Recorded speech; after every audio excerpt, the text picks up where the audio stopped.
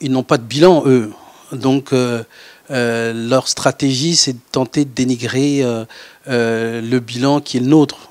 Mais les populations sont conscientes. Les partenaires sont conscients.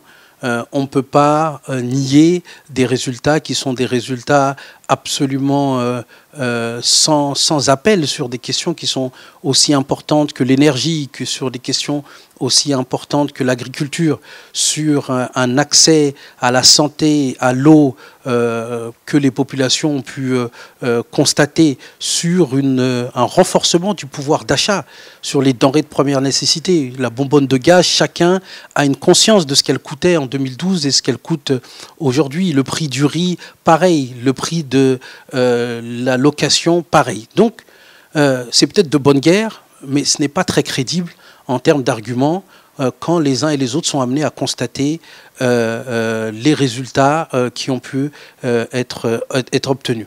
Ensuite, ils sont dans leur jeu d'essayer de proposer quelque chose.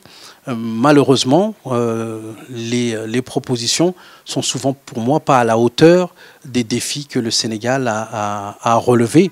Et même si ces derniers proposent un certain nombre de pistes, ça part à nier des choses qui sont évidentes, des résultats qui sont probants, qui sont traduits par les chiffres même de la croissance économique et les partenaires, et souvent presque plagiés ou le programme ou les pistes qui sont faites.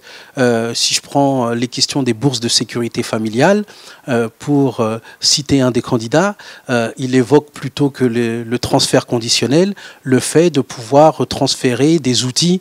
C'est notamment le cas de la coalition IDI 2019.